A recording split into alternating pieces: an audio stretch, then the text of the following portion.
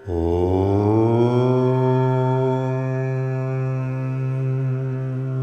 കഴിഞ്ഞ ജാനുവരി 22-ാം തീയതി അയോധ്യയിൽ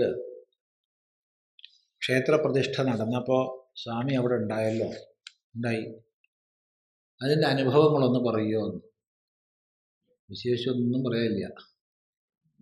അവിടെ നടന്ന ചടങ്ങുകളെക്കുറിച്ചാണെങ്കിൽ നമ്മളെക്കാൾ കൂടുതൽ നന്നായിട്ട് നിങ്ങളൊക്കെ കണ്ടിട്ടുണ്ടാവും.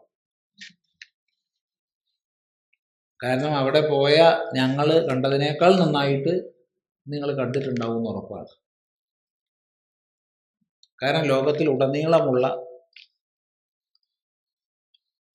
തത്പരരായ സമൂഹം അത് കണ്ടിട്ടുണ്ട്. പല സ്ഥലത്തും വിലക്ക് വന്നു, അത് പ്രദർശിപ്പിക്കാൻ പാടില്ല, അനുവദിക്കില്ല എന്നൊക്കെ പറഞ്ഞിട്ട്. അതുകൊണ്ടായിരുന്നു കാണാതിരുന്നു. അതൊന്നുമില്ല. ഞങ്ങളവിടെ തുറന്ന സ്ഥലത്ത് വെച്ച് കാണുന്നതായതുകൊണ്ട് കുറേയും കൂടി ക്ലാരിറ്റി കുറയുക ചെയ്യുക. പിന്നെ ഞങ്ങൾക്ക് ആകെയുള്ള മഹത്വം എന്താണെന്ന് ചോദിച്ചാൽ അന്ന് അകത്ത് പോയി എല്ലാം കണ്ടു എന്നുള്ളത്. അതുകൊണ്ട് തന്നെ അവിടുത്തെ നേത്രോന്മീലന ചടങ്ങിനെ കുറിച്ചൊന്നും അധികം പറയുന്നില്ല. പ്രതിഷ്ഠാ ചടങ്ങിനെക്കുറിച്ച്, പ്രാണപ്രതിഷ്ഠാ ചടങ്ങിനെക്കുറിച്ചൊന്നും ഏറെ പറയുന്നില്ല. 2-3 വിഷയങ്ങൾ അതിനെക്കുറിച്ച് സൂചിപ്പിക്കാം. ഇത് വളരെ വിശദമായിട്ട് ഇപ്രാവശ്യത്തെ അദ്വൈതാശ്രമം സത്സംഗം മാസികയിൽ എഴുതിയിട്ടുണ്ട്. ഈ ഫെബ്രുവരി, ഇന്നിപ്പോൾ എത്ര തീയതി? 4. മറ്റന്നാൾ ഇറങ്ങാൻ പോകുന്ന മാസികയിൽ, മറ്റന്നാളാണത് തപാലിൽ അയക്കുക.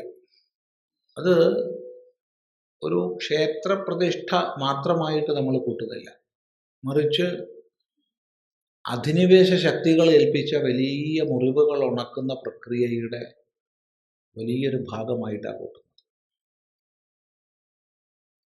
ലോകത്തിൻ്റെ ഏത് രാജ്യത്തിലേക്ക് ബാഹ്യശക്തികൾ അധിനിവേശം ചെയ്താലും അവിടെ ഭരണം നിലനിർത്താൻ വേണ്ടി അവർ നിർബന്ധമായി 2 കാര്യങ്ങൾ ചെയ്തിരിക്കും. ഒന്ന്, അവിടുത്തെ സമൂഹത്തിന് ദേശീയ ബോധം നൽകുന്ന ബിംബങ്ങളെ, സ്ഥാനങ്ങളെ, സ്ഥാപനങ്ങളെ നശിപ്പിക്കും. 2, സമൂഹവും ദേശവും തമ്മിലുള്ള ബന്ധത്തെ ഊട്ടിയുറപ്പിക്കുന്ന സ്ഥലനാമങ്ങളെ മാറ്റും. ഇത് 2ഉം ലോകം മുഴുവൻ ചെയ്തിട്ടുണ്ട്. ഏറ്റവും അധികം ഇത് കാണണമെങ്കിൽ നമ്മൾ അമേരിക്കയിലൂടെ സഞ്ചരിച്ചാൽ മതി. അമേരിക്കയിൽ ഒരുവിധം മിക്ക പ്രദേശങ്ങളിലൂടെ നമ്മൾ സഞ്ചരിച്ചിട്ടുണ്ട്, പല പ്രാവശ്യങ്ങളിലായിട്ട്. 95% സ്ഥലനാമങ്ങളും യൂറോപ്പിലെ സ്ഥലനാമങ്ങളാണ്. ഒരു 5% പോലും പഴയ പേരുകൾ ശേഷിച്ചിട്ടില്ല. 2-3% ഉണ്ട് പഴയ അമേരിക്കൻ്റെ പാരമ്പര്യത്തിനനുസരിച്ച പേരുകൾ. ബാക്കി മുഴുവൻ മാറ്റി, മുഴുവൻ യൂറോപ്പത്തെ പേരുകളാണ്. കാനഡയിൽ പോവുക, കാനഡയിൽ മുഴുവൻ സഞ്ചരിച്ചു നോക്കൂ, 1% പോലും ഇല്ല അവിടുത്തെ പേരുകൾ. ഒക്കെ മാറ്റി, യൂറോപ്പത്തെ പേരുകൾ. പറഞ്ഞു വരുന്നത്, ഇത് കേവലം ഭാരതത്തിൽ ചെയ്ത പരിപാടിയല്ല.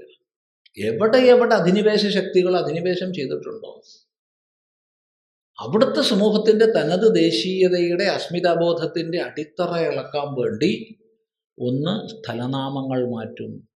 തിരുവനന്തപുരം എന്ന് പറയുമ്പോൾ നമ്മുടെ മനസ്സിൽ ആരാ വരുന്നേ?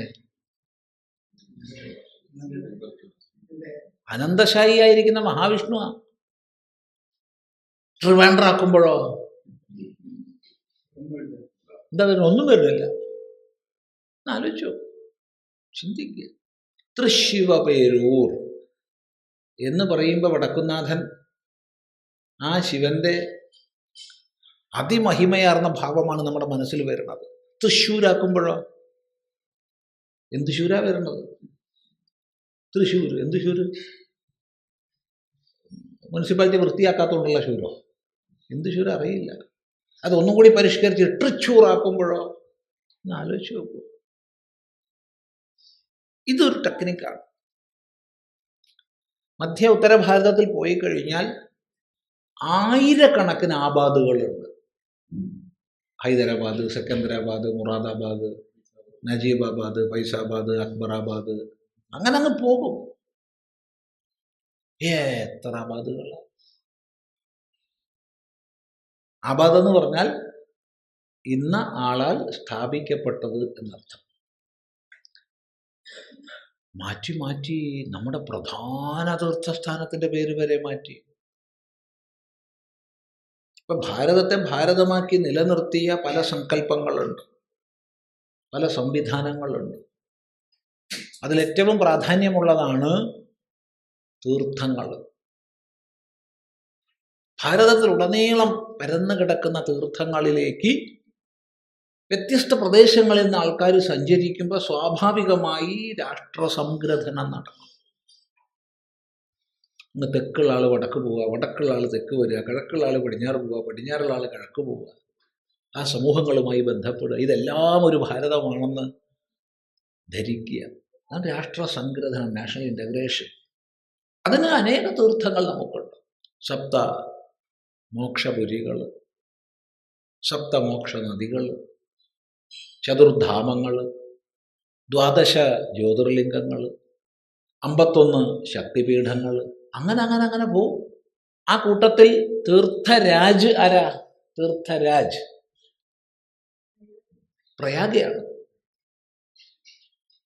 പ്രയാഗ്രാജ്, പ്രയാഗ. അതിനെ മാറ്റിയില്ലേ? പ്രയാഗേനെ മാറ്റി എന്താക്കി? അലഹാബാദ്. അല്ലാഹുവിനാൽ സ്ഥാപിക്കപ്പെട്ടത്. എന്ത് അല്ലാഹുവിനാൽ സ്ഥാപിക്കപ്പെട്ടത്? പണ്ടേയുള്ള പ്രയാഗയാണ് മാറ്റി അല്ലാഹുവിനാൽ സ്ഥാപിക്കപ്പെട്ടതാക്കിയത്. എന്ത് തോന്നിയാസം ആലോചിച്ചു.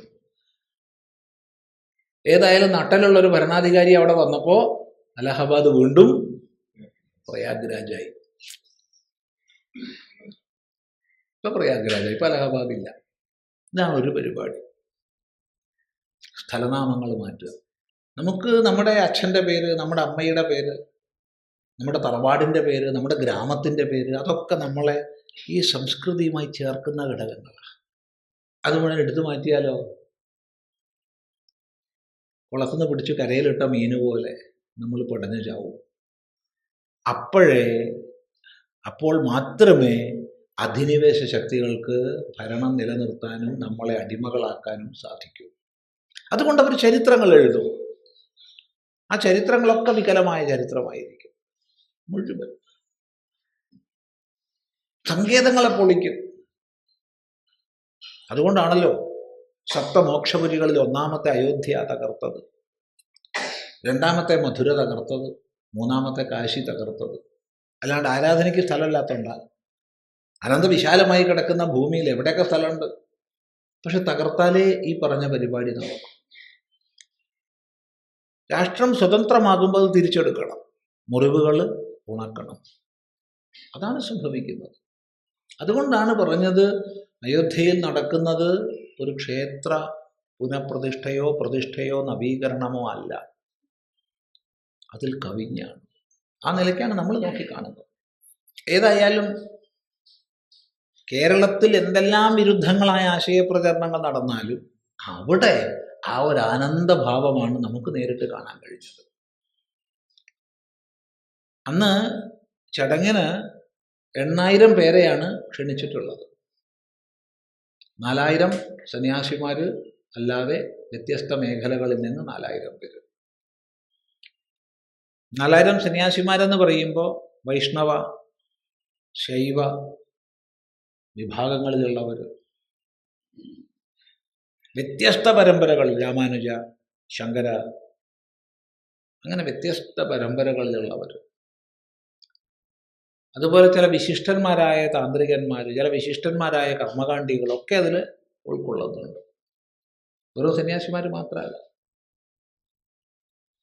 അങ്ങനെ ക്ഷണിക്കപ്പെട്ട 4000-ഓളം പേര്. അതിൽ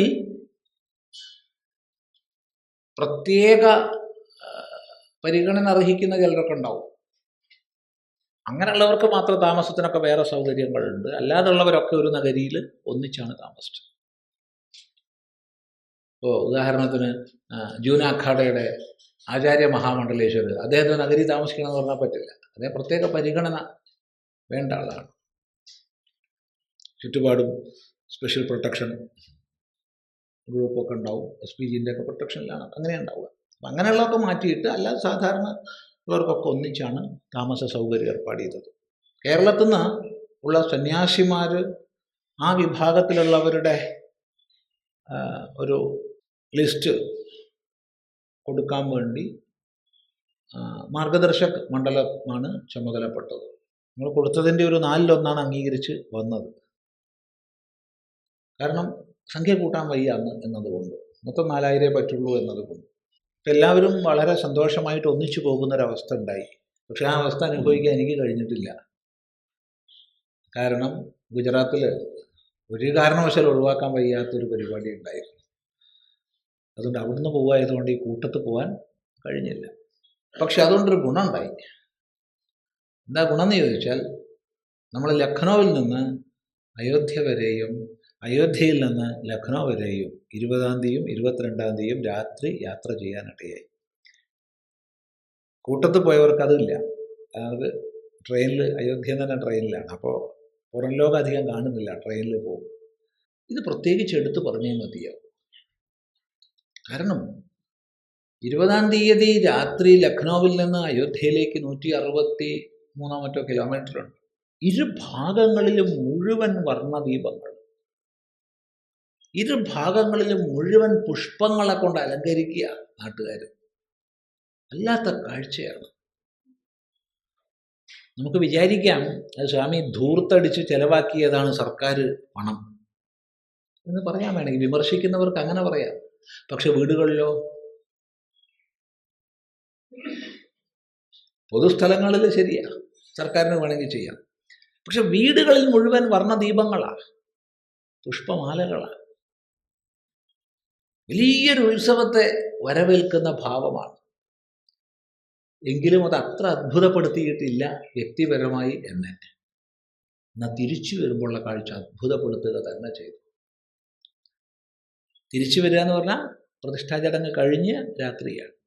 ഹിന്ദു മുസ്ലിം വ്യത്യാസമില്ലാതെ, അവിടെ പൊതുവെ ക്രിസ്ത്യൻസ് ഇല്ല ആ ഭാഗത്ത്, മുസ്ലിങ്ങളാണ് കൂടുതൽ, പിന്നെ ഹിന്ദുക്കൾ.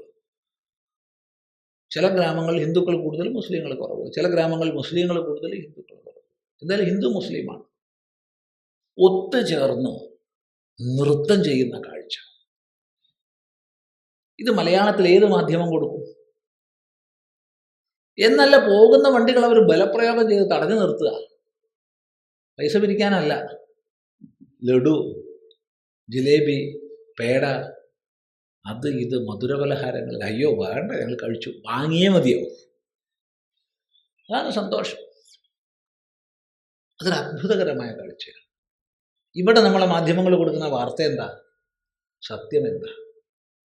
കുല ബന്ധമില്ല. ചിന്തിക്കുക. വല്ലാത്തൊരു കാഴ്ചയാണ്. രാത്രിയാണെന്നേ, നൃത്തമാണ്, വട്ടത്തിൽ നിന്നിട്ട് ഡാൻസ് കളിക്കുക. അപ്പോൾ ചില ആൾക്കാർ തടയാൻ ഏർപ്പാടുണ്ട്, അവർ തടയുക. എത്ര ആൾക്കാരുണ്ട് വണ്ടിയിൽ?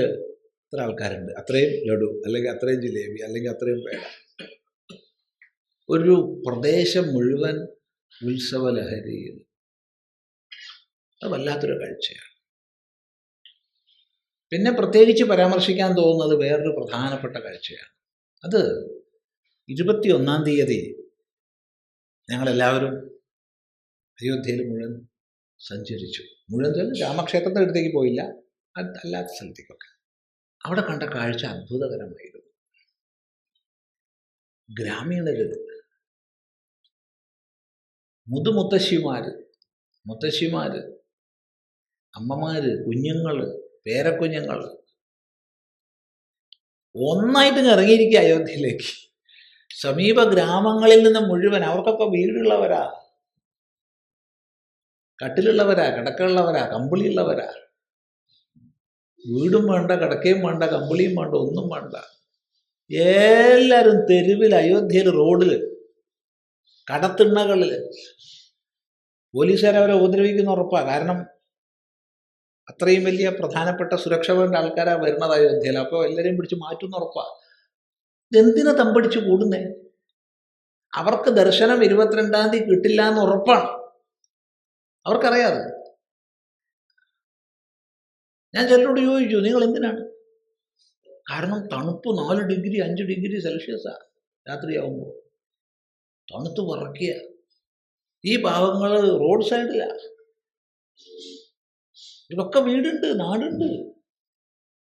അവർ പറഞ്ഞ മറുപടി, ഞങ്ങൾക്ക് ദർശനം കിട്ടില്ല എന്നൊക്കെ ഞങ്ങൾക്കറിയാം, പക്ഷേ ശ്രീരാമപ്രതിഷ്ഠ നടക്കുമ്പോൾ ഞങ്ങൾ അയോധ്യയിൽ വേണം. എനിക്ക് ഓർമ്മ വന്നത് ഭഗവാൻ നാട്ടുകാരെ മുഴുവൻ പറ്റിച്ചൊരു സന്ദർഭമാണ്. ഓർമ്മയില്ലേ? രാമൻ കാട്ടിലേക്ക് പോകുന്നു. കാട്ടിലേക്ക് പോകുമ്പോൾ രഥത്തിന് പിന്നാലെയായിട്ട് അയോധ്യവാസികൾ മുഴുവൻ വന്ന് തമ്പടിച്ചു. എന്ത് ഇവരൊക്കെ കൂടി കാട്ടിക്കൊണ്ടുപോയാൽ എന്താവും? കാട് നാടാവില്ലേ? നാട് കാടാവില്ലേ? അത് പറ്റുമോ? ശരിക്കും ഭഗവാൻ അവരെ വഞ്ചിക്കുക ചെയ്തത്. കാരണം രഥചക്രം അങ്ങോട്ട് പോയ അതേ ട്രാപ്പിൽ ഇങ്ങോട്ട് തിരിച്ചു വിട്ടിട്ട് എതിരെയാ രഥം പോയെന്ന് മനസ്സിലാക്കാൻ അവർക്ക് കഴിയാത്ത രീതിയിൽ ഒളിച്ച് കാട്ടുപോവുകയുണ്ടായത് ഭഗവാൻ.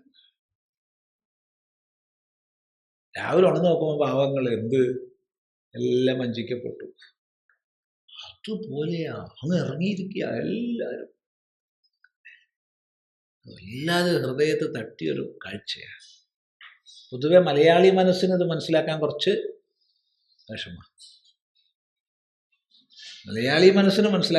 വിഷമം. അത്ഭുതകരമായ കാഴ്ചയായിരുന്നു. അയോധ്യ മുഴുവൻ വർണ്ണദീപങ്ങളും പുഷ്പങ്ങളും മുഴുവൻ. എത്ര പുഷ്പമാലകളാ! എവിടുന്ന ഇതൊക്കെ സംഘടിപ്പിച്ചത്?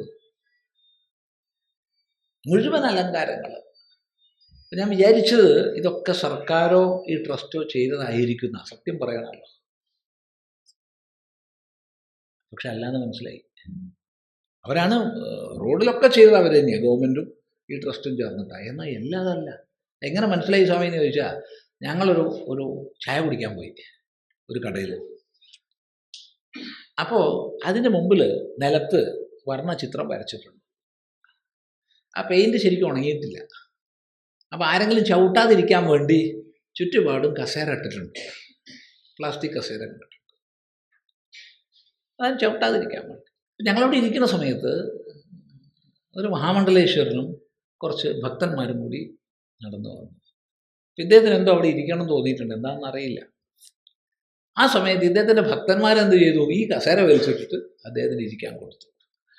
അപ്പോൾ ഈ കടയുടെ ഉടമസ്ഥൻ തലയ്ക്ക് കൈ വെച്ചിട്ട് പറഞ്ഞു, അയ്യോ 50 ഉറുപ്പ്യ കൊടുത്ത് ഇപ്പോൾ വരപ്പിച്ച ചിത്ര, അത് ആരെങ്കിലും ചവിട്ടിയാൽ കേട് വരുമല്ലോ. അപ്പം എനിക്ക് മനസ്സിലായി, അവിടുത്തെ അലങ്കാരങ്ങൾ മുഴുവനൊന്നും സർക്കാരോ ട്രസ്റ്റോ ചെയ്തതല്ല. ഇദ്ദേഹം 50 ഉറുപ്പ്യ കൊടുത്ത് വരപ്പിച്ച ചിത്ര അത്. മനസ്സിലായില്ല? അത് കാണിക്കണേ? ഒരു നാട് മുഴുവൻ വലിയ ഉത്സവമാക്കി മാറ്റിയിരിക്കുകയാണ്, ആഘോഷമാക്കി മാറ്റിയിരിക്കുകയാണ്. ഇതാണ് അവിടെ നേരിട്ട് കണ്ട കാഴ്ച. ഇതിനു മുമ്പ് എത്രയോ പ്രാവശ്യം അയോധ്യയിൽ പോയിട്ടുണ്ട്. എത്രയാണെന്നൊന്നും അറിയില്ല. അവിടെ കടന്നിട്ടുണ്ട്. പണ്ട് സന്യാസത്തിന് മുമ്പാണെങ്കിൽ റോഡ് സൈഡിലൊക്കെ കടന്നിട്ടുണ്ട്. പിന്നീടാണെങ്കിൽ അവിടെ സത്രത്തിലൊക്കെ കടന്നിട്ടുണ്ട്. പക്ഷെ അന്നൊക്കെ ഹനുമാൻ ഗഡിയിൽ നിന്ന് വളഞ്ഞ് പുളഞ്ഞ് ഇങ്ങനെ ഇടവഴിക്ക് പോകുമ്പോൾ ഈ ശ്രീരാമ ജന്മസ്ഥാനം ഇതിന് നേർക്കാണെന്ന് മനസ്സിലാക്കിയിട്ടില്ല. കാരണം ഇങ്ങനെ വളഞ്ഞ് പുളഞ്ഞാൽ പോവുക, അപ്പം അറിയില്ല. എന്നാൽ ഇപ്പോഴാകട്ടെ ഹനുമാൻ ഗഡിയിൽ നിന്ന് നേർക്കുള്ള മനോഹരമായ വിസ്തൃതമായ പാതയാണ്. അയോധ്യയിൽ ഇപ്പോൾ ശ്രീരാമൻ പ്രതിഷ്ഠിക്കപ്പെട്ടു, സീത പ്രതിഷ്ഠിക്കപ്പെട്ടു, ആര് പ്രതിഷ്ഠിക്കപ്പെട്ടാലും കൊള്ളാം. അയോധ്യയിൽ പ്രാധാന്യം ആർക്കാണ്? ഹനുമാനാ, ഒരു സംശയമില്ല. അയോധ്യയിൽ ഇപ്പോൾ രാമക്ഷേത്രം വന്നാലും പ്രാധാന്യം ഹനുമാനാ, അതിൽ യാതൊരു സംശയവുമില്ല. പറഞ്ഞത് എത്ര വലിയ രാമക്ഷേത്രം പണിതാലും അതിൻ്റെ മുകളിൽ നിൽക്കുക ഹനുമാൻ ഗഡിയിലുള്ള ഹനുമാൻ ക്ഷേത്രമാണ്. സ്റ്റെപ്പ് കയറി നമ്മൾ അത് നേർരേഖയിൽ വലിയ വഴിയിലൂടെ ബന്ധിപ്പിച്ചിരിക്കുക ക്ഷേത്രമായിട്ട്. വലിയൊരു കാഴ്ചയാണ്. പ്രതിഷ്ഠാ ചടങ്ങുകളെ കുറിച്ചൊന്നും ഞാൻ പറയുന്നില്ല. കാരണം അവിടെ പോയ ഞങ്ങളെക്കാൾ നന്നായിട്ട് നിങ്ങൾ കണ്ടിട്ടുണ്ടാവും. പക്ഷേ ഇതിനെയൊക്കെ വളരെ വിവാദമായി അവതരിപ്പിക്കുന്ന ഒരു സമൂഹ മനസ്സ് കേരളത്തിൽ നിലനിൽക്കുകയാണ്. എന്തൊക്കെ വിഡ്ഢിത്തങ്ങളാ പറയണത്, എന്തൊക്കെ വിഡ്ഢിത്തങ്ങളാ.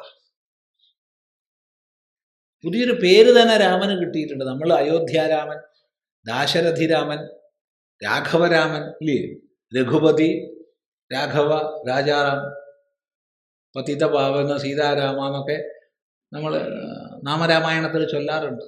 അത് പിന്നെ ഏറ്റവും പ്രിയപ്പെട്ടൊരു ഭജനയായിട്ട് മഹാത്മാഗാന്ധി അദ്ദേഹത്തിൻ്റെ നിരന്തരം ഉരുവിടുകയും മറ്റുള്ളവരെ കൊണ്ട് പാടിച്ച് കേൾക്കുകയൊക്കെ ചെയ്യുന്ന ഒരു അവസ്ഥ ഭാരതത്തിലുണ്ടായിരുന്നു നമുക്കറിയാം. വാസ്തവത്തിൽ ഈശ്വരന് പേരില്ല. പേരില്ലാത്ത ആൾക്ക് പേരിടുമ്പോൾ എത്ര പേരിട്ടൂടെ? എന്താ അഭിപ്രായം? ഇല്ല. പേരില്ലാത്ത ആൾക്ക് പേരിടുമ്പോൾ ഇഷ്ടം പോലെ അവൾ പുതിയ പേര് മലയാളികൾ കണ്ടുപിടിച്ചിട്ടുണ്ട്. പള്ളിപ്പറമ്പിൽ രാമൻ, PP രാമൻ, പള്ളിപ്പറമ്പിൽ രാമൻ. എടേ, നീ രാമനെ പള്ളിപ്പറമ്പിൽ രാമൻ എന്ന് വിളിച്ചാൽ അത് ഒരു പള്ളിപ്പറമ്പിൽ രാമനെ ഉണ്ടാവുള്ളൂ. ആയിരക്കണക്കിന് അമ്പലപ്പറമ്പിൽ പടച്ചവന്മാരുണ്ടാവും. ഇല്ല, ആയിരക്കണക്കിന് അമ്പലത്തറയിൽ പടച്ചവനുണ്ടാവും. അതോ അത് പറയുന്ന വർഗീയവാദി. അപ്പൊ ഇത് പറയുമ്പോഴോ 1528 തകർക്കപ്പെട്ട ക്ഷേത്ര സങ്കേതം, അത് സംശയമില്ലാത്ത വിഷയമാണ്. ബാബറുടെ ചെയ്തികളിൽ പറയപ്പെട്ടിട്ടുള്ളതാണ്, രേഖപ്പെടുത്തപ്പെട്ടിട്ടുള്ളതാണ് അവിടുത്തെ സങ്കേതം തകർത്തത്. അവിടുത്തെ തകർന്ന ഗോപുരങ്ങൾ കണ്ടത് എത്രയോ വിദേശ സഞ്ചാരികൾ രേഖപ്പെടുത്തിയതാണ്. എത്രയോ വ്യക്തമായ തെളിവുകളുണ്ട്. ഇതൊക്കെ സുപ്രീം കോടതി പരിശോധിച്ചതാണ്. ആ വിമർശനങ്ങളിൽ ചിലത് നമ്മൾ കേട്ടു. ഒന്ന്, വളരെ പണി തീരാത്ത ക്ഷേത്രത്തിൽ പ്രതിഷ്ഠ ചെയ്തത് പാപകരമാണ്. എന്താ ഭക്തി എന്നാ? ഈ ഇരിക്കണവരൊക്കെ ക്ഷേത്രങ്ങളുമായിട്ട് ബന്ധപ്പെടുന്നവരല്ലേ? ഏതെങ്കിലും ക്ഷേത്രത്തിൽ പോകാത്ത ആരെങ്കിലും ഈ കൂട്ടത്തിലുണ്ടോ? ഒരു ക്ഷേത്രത്തിൻ്റെ പേര് പറഞ്ഞു തരൂ, പണി തീർന്നിട്ട് പ്രതിഷ്ഠിച്ചത് എന്ന് പറഞ്ഞു തരൂ. ഉണ്ടെങ്കിൽ നിങ്ങൾ ആരെങ്കിലും കണ്ടിട്ടുണ്ടോ? ഞാൻ കണ്ടിട്ടില്ല. നിങ്ങൾ ആരെങ്കിലും കണ്ടിട്ടുണ്ടോ? ഒരിക്കലും ഉണ്ടാവില്ല. നമ്മളെ കേരളത്തിലാണെങ്കിൽ ആദ്യം ശ്രീകോവിൽ പണി പൂർത്തിയായ പ്രതിഷ്ഠിക്കും. കേരളത്തിലാണെങ്കിൽ. കേരളത്തിന് പുറത്ത് ശ്രീകോവിൽ എന്നുള്ളൊരു വിശേഷമില്ല. മൊത്തം ക്ഷേത്രത്തിൽ പ്രധാനപ്പെട്ട പ്രതിഷ്ഠാ സ്ഥാനം പണി പൂർത്തിയായാൽ പ്രതിഷ്ഠിക്കും. ബാക്കി പിന്നെ ഉണ്ടാക്കുകയില്ല. ഇവിടെ അടുത്തുള്ള ക്ഷേത്രം ഏതാ? നോക്കിക്കോളൂ. നിങ്ങൾക്ക് പരിചയം, നിങ്ങളുടെ നാട്ടിലെ ക്ഷേത്രം ഏതാ? എല്ലാ പണിയും കഴിഞ്ഞിട്ടാണ് പ്രതിഷ്ഠിച്ചേ? ഒരിക്കലുമല്ല. ശ്രീകോവിൽ കഴിഞ്ഞാൽ പ്രതിഷ്ഠിക്കും. പിന്നെ പൈസയൊക്കെ ആവുന്ന സമയത്ത് നാലമ്പലം ഉണ്ടാക്കും. അത് തന്നെ മൂന്നോ നാലോ ഘട്ടമായിട്ടൊക്കെയാണ് നാലമ്പലം ഉണ്ടാക്കുക. അത് കഴിഞ്ഞാൽ പരിവാര പ്രതിഷ്ഠയായി, ദീപസ്തംഭായി, ധ്വജസ്തംഭായി, ഗോപുരായി, അങ്ങനെ പോവുക. ഇന്ന് വരെ ഒരു ക്ഷേത്രവും പണി കഴിഞ്ഞിട്ട് പ്രതിഷ്ഠിച്ചിട്ടുണ്ടല്ല. പിന്നെ വിവരമുള്ളവരെന്നെ അങ്ങനെ പറഞ്ഞാൽ എന്താ ചെയ്യുക? ആർക്കു വേണ്ടി, ആർക്കോ വേണ്ടി പറയുന്നവരായി പോയാൽ, അല്ലെങ്കിൽ പറയുന്നവർ കാണിച്ചു തരണം ഒരു ക്ഷേത്രം പണി മുഴുവൻ കഴിഞ്ഞിട്ട് പ്രതിഷ്ഠിച്ചത്.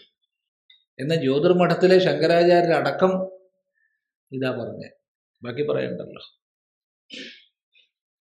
വെറൊരു രാഷ്ട്രീയ കാഴ്ചപ്പാട് അവരവരുടെ പദവിയെപ്പോലും മറക്കാൻ കാരണമായി പോകും.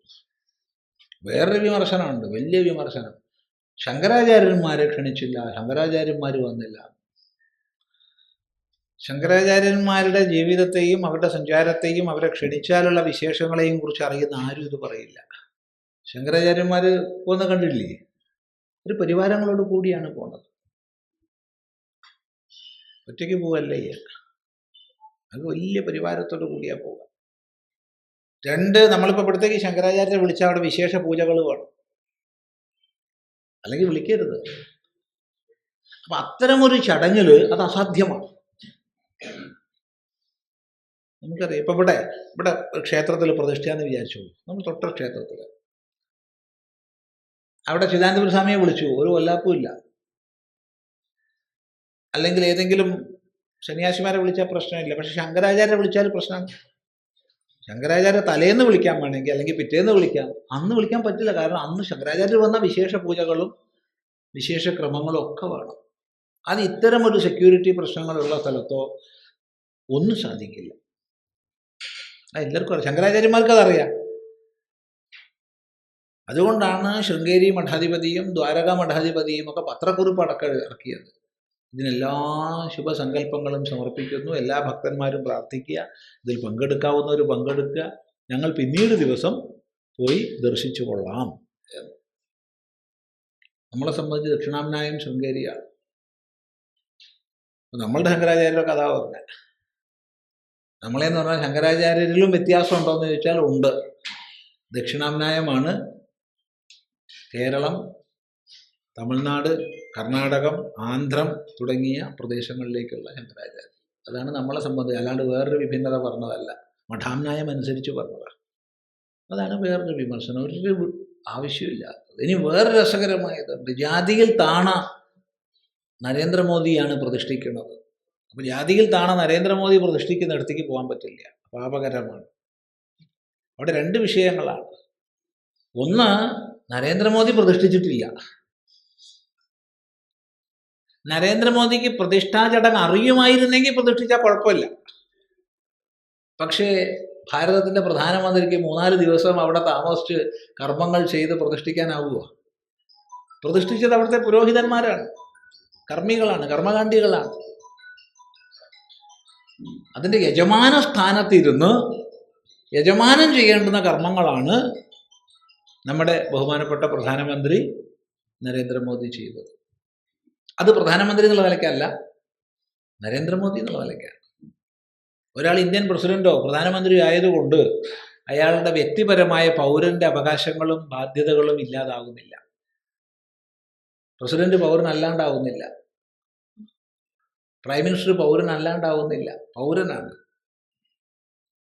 ആ പൗരൻ എന്നുള്ള രൂപത്തിലാണ്, അയാൾ പ്രസിഡന്റ് എന്നുള്ള രൂപത്തിൽ, പ്രധാനമന്ത്രി എന്നുള്ള രൂപത്തിലല്ല പോയിട്ട് ചെയ്തത്. എന്തുകൊണ്ട് അദ്ദേഹത്തെ ക്ഷണിച്ചു? അദ്ദേഹത്തെ ക്ഷണിച്ചതിന് ട്രസ്റ്റുകാരോട് ചോദിക്കണം. അത് ട്രസ്റ്റാണ് തീരുമാനിക്കുന്നത്, അത് ട്രസ്റ്റിന്റെ മാത്രം അധികാരമാണ്. ശ്രീരാമ ജന്മഭൂമി തീർത്ഥക്ഷേത്ര ട്രസ്റ്റ് അവരാണ് ക്ഷണിച്ചത്. അവർ ക്ഷണിച്ചു, അദ്ദേഹം സമയം കൊടുത്തു പോയി. എന്താണ് അതിന് ആചാര്യന്മാർ പറഞ്ഞ വിധി അദ്ദേഹം പാലിച്ചു. വേണ്ട ശുദ്ധിയും വ്രതങ്ങളും പാലിച്ചു. ഉപവാസം ഇരുന്ന് 11 ദിവസം എന്നിട്ടാണ് പോയത്. അത് ജാതിയല്ല അവിടെ നോക്കേണ്ടത്. ഇക്കാലത്തും അങ്ങനത്തെ ജാതിയൊക്കെ നോക്കിയും പറഞ്ഞു ഇരിക്കുന്നവരോടൊന്നും പറയാൻ ഇല്ല, വേറൊന്നുമില്ല. അല്ല, അത് പുരി ശങ്കരാചാര്യർ പറഞ്ഞതാണ് സ്വാമി, അത് തള്ളിക്കളയാൻ പറ്റില്ല. ശങ്കരാചാര്യർ അത്രയ്ക്ക് ബഹുമാനാണോ നിങ്ങൾക്ക്? അങ്ങനെയാണെങ്കിൽ അദ്ദേഹം പറയുന്ന ഒക്കെ കേൾക്കേണ്ടി വരും. 2019 നരേന്ദ്രമോദി ബനാറസിൽ മത്സരിക്കുകയാണെങ്കിൽ അദ്ദേഹത്തെ തോൽപ്പിക്കാൻ വേണ്ടി ഞാൻ പ്രചരണത്തിന് ഇറങ്ങുമെന്ന് പറഞ്ഞ ആളാണ്. ഇറങ്ങിയില്ല എന്നുള്ളത് ശരി, ഇറങ്ങുമെന്ന് പറഞ്ഞ ആളാണ്. അപ്പോൾ രാഷ്ട്രീയ കാഴ്ചപ്പാടാണെന്ന് സ്പഷ്ടമാണല്ലോ. സ്ത്രീകൾ വേദം ചൊല്ലാൻ പാടില്ല, സ്ത്രീകൾ മന്ത്രം ചൊല്ലാൻ പാടില്ല, സ്ത്രീകൾ മന്ത്രം ചൊല്ലിക്കഴിഞ്ഞാൽ നാട് നശിച്ചു പോകും എന്ന് പ്രസംഗിക്കുന്നതാണ്. അപ്പം അതൊക്കെ നിങ്ങൾ അംഗീകരിക്കുമോ? ചോദ്യം. ഇങ്ങനത്തെ വിഷയങ്ങൾ ഒരുപാട് ചർച്ച ചെയ്യുന്നുണ്ട്. പിന്നെ വലിയ സങ്കടമുണ്ട് പലർക്കും, ഇന്ത്യൻ പ്രസിഡന്റിനെ വിളിച്ചില്ല. വിളിച്ചാൽ എന്തായിരിക്കും കോലാഹലം? കഷ്ടകാലത്തിന് അവിടെ വിളിച്ചോ ഇല്ലയോ നമുക്കറിയോ? നമ്മൾ ആരെങ്കിലും അന്വേഷിച്ചിട്ടാണോ ഈ പറയണത്? പ്രസിഡന്റിനോട്, ബഹുമാനപ്പെട്ട ഭാരത രാഷ്ട്രപതിയോട് നമ്മൾ ചോദിച്ചിട്ടുണ്ടോ നിങ്ങളെ ക്ഷണിച്ചിട്ടുണ്ടോ ഇല്ലയോ? അവരോട് ചോദിച്ചാലേ അറിയുള്ളൂ അവരെ ക്ഷണിച്ചിട്ടുണ്ടോ ഇല്ലയോ. അറിയാണ്ടങ്ങ് തട്ടിവിടുക. എന്തുകൊണ്ട് ക്ഷണിച്ചു നമ്മളറിയോ? നല്ല കാലത്തിന് ഭാരതത്തിൻ്റെ രാഷ്ട്രപതി വന്നു എന്ന് വിചാരിച്ചോളൂ, എന്തായിരിക്കും ഇവിടുത്തെ കോലാഹലം? വർഗീയവാദികളുടെ പരിപാടിക്ക് പ്രസിഡന്റ് പോയി, ആവില്ല? അതാവില്ല കോലാഹലം? പ്രസിഡന്റ്, വൈസ് പ്രസിഡന്റ്, ഗവർണർ, ഇതൊക്കെ ഒരു വിശേഷമാണല്ലോ. അത് പ്രധാനമന്ത്രിയെ പോലെയോ മുഖ്യമന്ത്രിയെ പോലെയോ ഒന്നും അല്ലല്ലോ. അപ്പം ഭരണഘടനാ സംരക്ഷണത്തിനുള്ള പദവിയിൽ ഇരിക്കുന്നവർ അവിടെ പോവുകയോ പ്രസംഗിക്കുകയോ ഒന്നും ചെയ്യണ്ട. അതാണ് നിങ്ങൾ ശ്രദ്ധിച്ചിട്ടുണ്ടാവും, ഗവർണർ ക്ഷണിക്കപ്പെട്ടെങ്കിലും ഗവർണർ പ്രസംഗിച്ചിട്ടില്ല.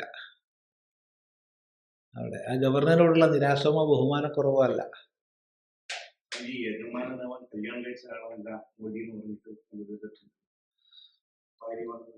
യജമാനാവാൻ കല്യാണം കഴിക്കണം വേണ്ട എന്നുള്ളത് ഇപ്പം തീരുമാനിക്കേണ്ടത് നമ്മളാണോ? ഇത് യാഗമല്ലല്ലോ. യജ്ഞങ്ങൾക്ക്, യാഗങ്ങൾക്ക് പത്നിയോടുകൂടി വേണം കർമ്മം ചെയ്യാൻ. ഇത് യാഗമല്ല, യജ്ഞമല്ല, ക്ഷേത്രപ്രതിഷ്ഠയാണ്. ക്ഷേത്രപ്രതിഷ്ഠയിൽ യജമാനൻ പത്നിയെ സഹിതനായി വേണമെന്ന് ഒരു നിയമവും ഇല്ല. ഇല്ല, കേരളീയ രീതിയില്ല. കേരളീയ രീതിയിൽ അങ്ങനെ ഇല്ലേ ഇല്ല. ഇത് കേരളീയ രീതിയിലുള്ള പ്രതിഷ്ഠ അല്ലല്ലോ, കേരളീയ രീതി അല്ലേ അല്ല. അപ്പം ഇതൊക്കെ നമ്മൾ ശരിക്കും മനസ്സിലാക്കണം. ഈ ജാതി ഇതൊക്കെ വിമർശിക്കാൻ വേണ്ടി എന്തൊക്കെയോ പറയുക എന്നല്ലാണ്ട് വേറൊന്നുമില്ല. എന്തൊക്കെയോ വിഡിത്തങ്ങൾ പരസ്പര വിരുദ്ധമായിട്ട് പറയുക.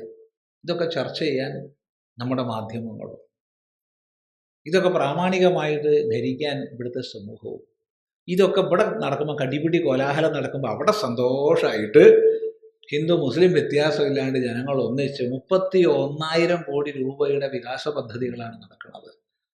ആ പ്രദേശം സമൃദ്ധമാണ്, അവിടെ ഉള്ളവർക്ക് തൊഴിൽ ലഭിക്കും, അവിടെ ഉള്ളവർക്ക് എല്ലാ ഉന്നതിയും ഉണ്ടാവും. ഇതാണ് സ്ഥിതി. നമ്മളിവിടെ കടിപിടി കൂടി ഇരിക്കുകയും ചെയ്യും.